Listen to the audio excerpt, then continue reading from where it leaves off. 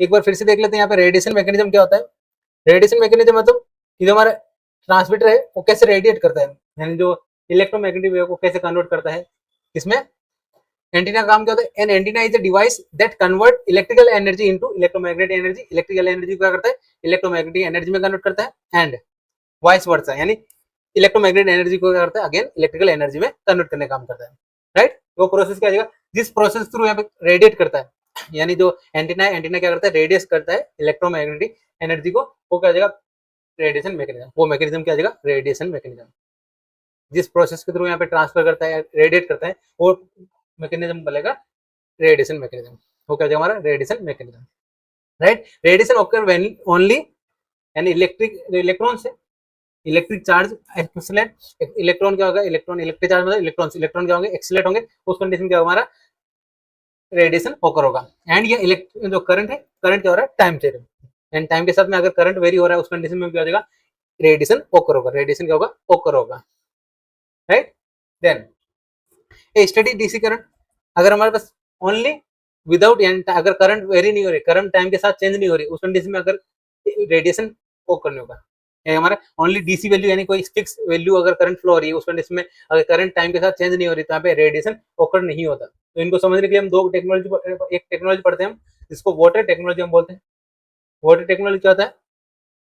या water analogy बोलते हैं, वाटर टेक्नोलॉजी बोलते हैं। वाटर एनालॉजी क्या है हमारा, the propagation of electromagnetic wave,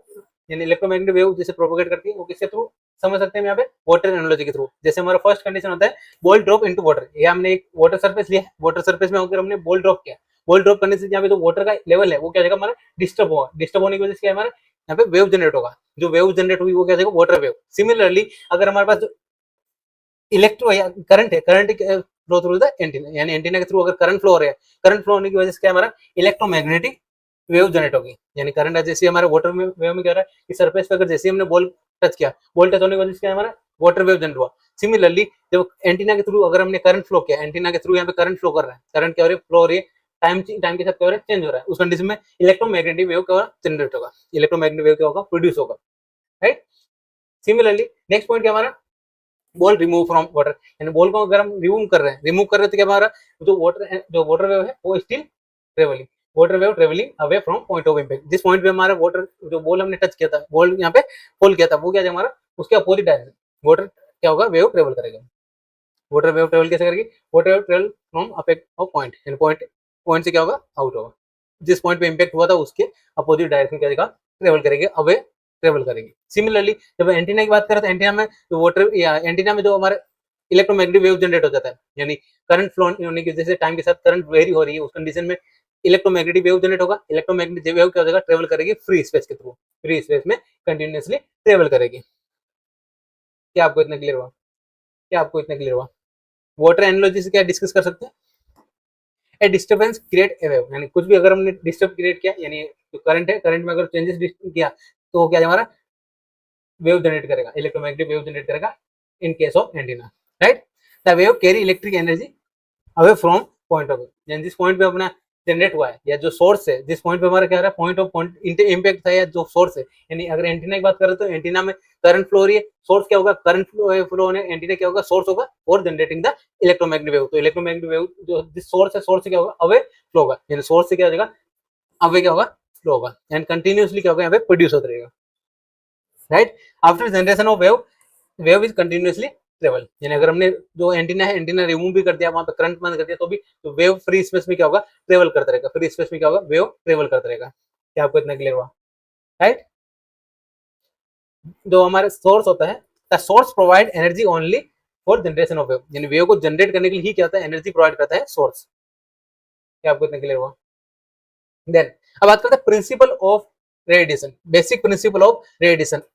through antenna, यानी वायर एंटीना के थ्रू रेडिएशन का जो बेसिक प्रिंसिपल होता है वो क्या होता है, वो डिस्कस कर लेते हैं, right. The fundamental principle of electromagnetic radiation state that to create a radiation, यानी कि रेडिएशन को अगर हम क्रिएट करना है तो क्या रिक्वायरमेंट होगी, there must be time varying current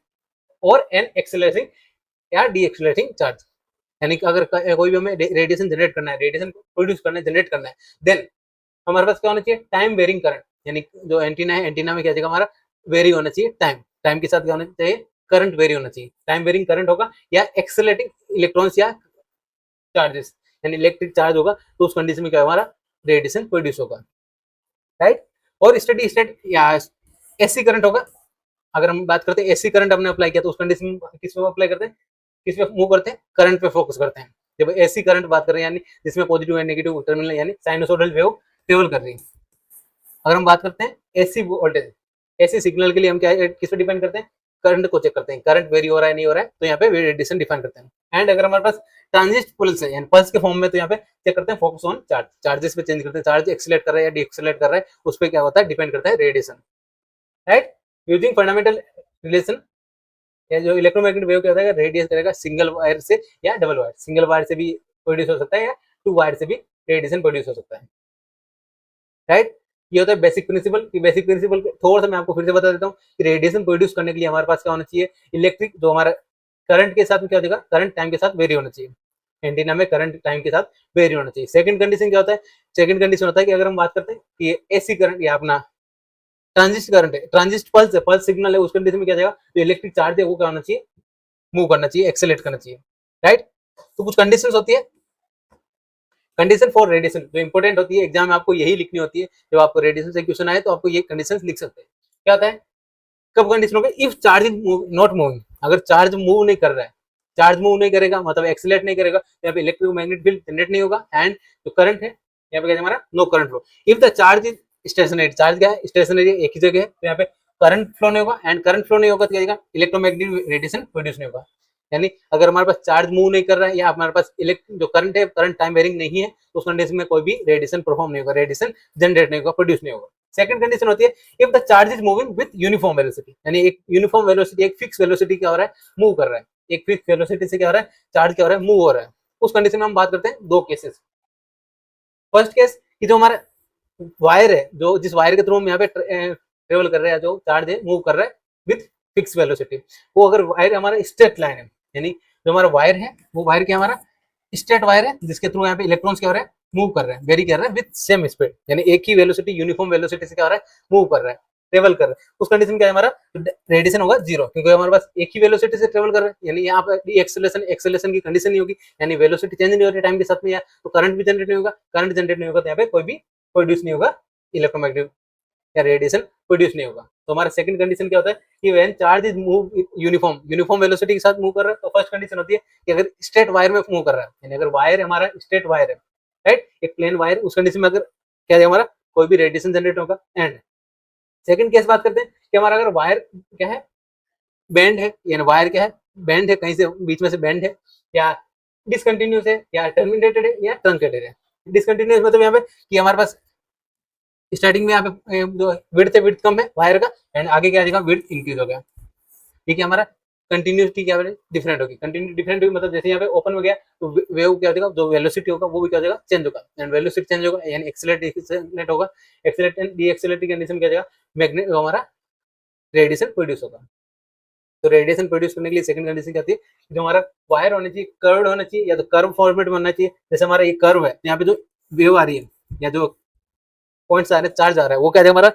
जिस पॉइंट है, जिस पॉइंट से यहाँ पे क्या रहा है, टच हो रहा है, वहां पे क्या है हमारा इलेक्ट्रिक फील्ड और मैग्नेटिक फील्ड के कंपोनेंट क्या होंगे, अपोजिट डायरेक्शन में जाएंगे। तो यहाँ पे क्या डिफरेंस आएगा, डिफरेंस आने की वजह से यहाँ पे करंट क्या होगा, वेरी होगा, यहाँ पे रेडिएशन प्रोड्यूस हो सकता है। कर्व्ड हो गया वायर, बेंड हुआ, कहीं से बीच में बेंड हुआ, तो यहाँ पे क्या क्या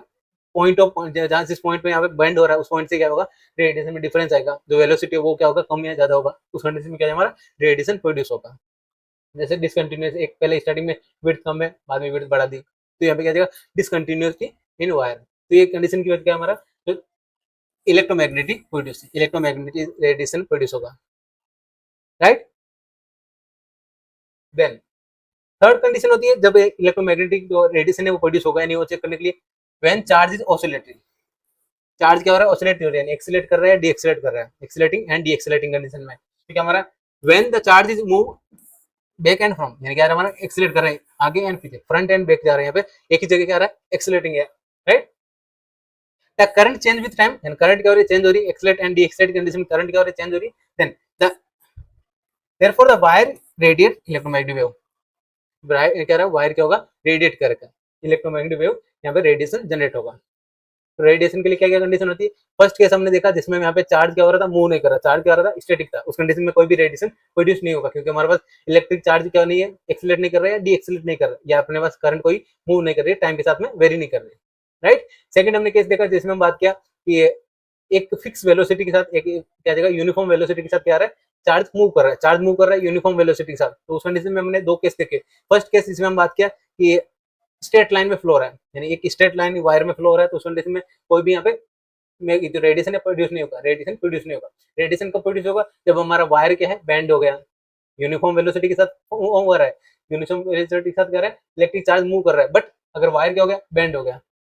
वायर क्या हो गया, बैंड हो गया, या अपना कर्व्ड हो गया, उस कंडीशन में क्या रहा, तो उसका करंट क्या हो जाएगा, डिफरेंस आ जाएगा, करंट क्या होगा, चेंज होगा, करंट चेंज होने की वजह से क्या है, हमारा मैग्नेटिक या इलेक्ट्रोमैग्नेटिक रेडिएशन प्रोड्यूस होगा। ये होती है कुछ कंडीशंस इलेक्ट्रोमैग्नेटिक रेडिएशन प्रोड्यूस करने के लिए। क्या आपको इतना क्लियर हुआ? रेडिएशन मैकेनिज्म क्या होता है, ये हमने टॉपिक कंप्लीट कर लिया। रेडिएशन मैकेनिज्म इंपॉर्टेंट टॉपिक है, एग्जाम में आपको क्वेश्चन पूछा गया है 5 से 6 मार्क का, तो आपको ये लिखना होता है, राइट।